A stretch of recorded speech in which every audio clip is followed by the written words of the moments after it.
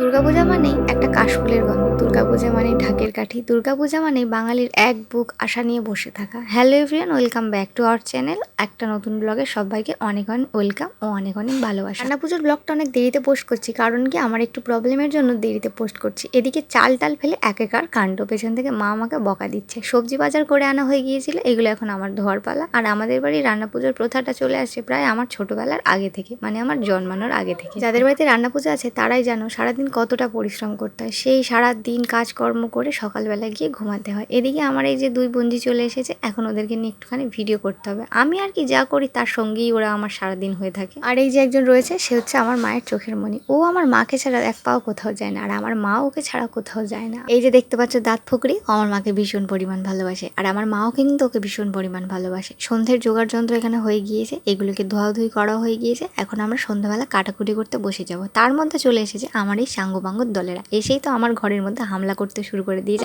দুষ্টু কোকিল ডাকে রে, কুকু কুকু কোকিল ডাকে রে, কুকু কুকু কুকু। এদিকে আমাদের বাবানও চলে এসেছে, আর ও আসলে আমি এক ফোঁটাও স্থির থাকতে পারি না, কারণ ওকে নেওয়ার জন্য আর ওকে চটকানোর জন্য আমার ভীষণ পরিমাণ হাত পা ইসপিস করে। এদিকে সবজি কাটতে আমি বসে গিয়েছি, শানুকাকে কিছুটা কেটে রেখেছে, আমারও কিছুটা কাটার জন্য বলেছে, আমি যার জন্য কি বসে পড়েছি। কাটতে কাটতে আমার ওদিকে হাতও কেটে গিয়েছে, এদিকে আমার কাটাকুটিও হয়ে গিয়েছে, এদিকে ধোয়া ধুয়ে প্রায় শেষের পথে। মাকে এখন এগুলো আমি দিতে যাব। ছোটবেলাতে এগুলো বুঝতাম না যে মায়ের কতটা কষ্ট হয়, মায়ের কতটা পরিশ্রম করতে হয়। আসলে তখন ছোটবেলায় গিয়ে দুম করে কাজের ভয়ে ঘুমিয়ে পড়তাম। এখন মায়ের হাতে হাতে কাজ করতে করতে কখন যে সকাল হয়ে যায় বুঝতেই পারি না। এখন আর কি বুঝি যে মায়ের কতটা কষ্ট হয়। সারাদিন পরিশ্রম করার পরেও আমার মা এসে এত রান্না বাড়া করে। এদিকে আমার মা পূজার ভাত বসিয়ে দিয়েছে। রান্না পূজার সবচেয়ে বড় জিনিস হলো পূজার ভাত, যেটা কিনা সবচেয়ে ফার্স্ট করতে হয়। এদিকে আমি কাজ করতে করতে পুরাই তো হাঁপিয়ে গেছি, বাপরে বাপ। সেই সন্ধ্যা থেকে কাজ করতে করতে, সকাল থেকে কাজ করতে করতে পুরো আমার চোখ মুখের অবস্থা দেখতেই পাচ্ছ কেমন বিচ্ছিরি কালো কালো হয়ে গিয়েছে। এদিকে আমি পায়েসও বসিয়ে দিয়েছি। গ্যাসের মধ্যে টুকিটাকি ভাজাভুজি যা করার ছিল সেগুলোই আমি করছিলাম, আর করতে করতে আমি প্রায় পুরো শেষ। এদিকে পিঠেগুলি বানাতে বানাতে আমরা তো ভীষণ পরিমাণ মজা করছিলাম, কারণ কি এক একটা পিঠের নাম এমন এমন বলছে, শরীর আর চলছে না। আর আমার বৌমনি এদিকে বিভিন্ন ধরনের পিঠে বানাচ্ছে, আর তার নাম কিনা এক একটা করে দিচ্ছে, আর আমরা তো গাইস, এটা নাকি হচ্ছে জামাই পিঠে। এটা হচ্ছে আমার বৌমনি বানিয়েছে, এটার নাম জামাই পিঠে। নারকেল পিঠে হতো, এটাকে জামাই পিঠে বানাই দিছে।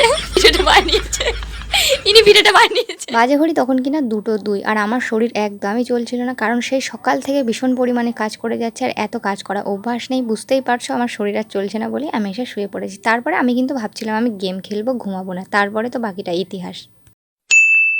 রে মা মনুষা, সকালে উঠেই দেখি সকাল হয়ে গিয়েছে, মানে সকালই তো হবে তাই না? আমি তো ভেবেছিলাম যে আমি রাত্রেবেলা হয়তো ঘুমাবো আর সকালবেলা উঠে পড়বো। আমি অবশ্য গিয়ে ভোরের দিকে ঘুমিয়েছিলাম। তারপর সকালবেলা গিয়ে স্নান টান করে এখন আমি পূজার জন্য জোগাড় করবো। এখানে মায়ের সব কিছু রেডি করা হয়ে গিয়েছে, বাদ বাকি কাজগুলো টুকিটাকি যেগুলো ছিল আমি আর কি করে নিয়েছি। আর একটা মজার ব্যাপার হলো, আমার ফল কাটতে গেলে আগে নেশপাতি থাকলে সেটা খাবার জন্য খুব মন চকচক করে, কিন্তু ওই যে পূজার আগে খেতে নেই। পূজা দেওয়ার পর আমি অপেক্ষায় থাকি কতক্ষণে আমাকে পান্তা খেতে দেবে, কারণ কি প্রচুর জোরে খিদে পায়, সারা রাত জেগে কাজ করি। আচ্ছা, তোমাদের কাদের কাদের বাড়িতে রান্না পুজো আছে অবশ্যই কিন্তু কমেন্ট করে জানাবে। আমাদের কিন্তু নিরামিষ নয়, আমিষ। তোমাদের কি হয়? সেদিন আমার মন মেজাজটা ভীষণ রকমের খারাপ ছিল। তারপরে মন ভালো করার জন্য চলে আসলো আমাদের পায়েল, মানে এসে আমাকে জবরদস্তি বললো, দিদি শাড়ি গয়নাগাটি যা আছে সবকিছু বের কর। আমি প্রথমেই ভেবেছিলাম হয়তো পালিয়ে যাবে, তারপরে বললাম কি না, ও রিলস বানাতে যাবে। আর এই যে আমার ছোট্ট ক্যামেরাম্যান হেঁটে হেঁটে যাচ্ছে, পাকা বুড়ি আমার যত রকমের আর কি সাহায্য ওই আমাকে করে। ওই আমাকে বলে দেয়, মাসি এখানে দাঁড়াও, মাসি ওখানে দাঁড়াও, মাসি এটা পড়ো ওটা পড়ো, এটা পড়ে ভালো লাগছে না, ওটা পড়ে ভালো লাগছে না, মানে আর কি সাজেশন। সবাই খুব ভালো থাকবে, সুস্থ থাকবে। দেখা হচ্ছে নেক্সট কোনো একটা ভিডিওতে। Thanks for watching.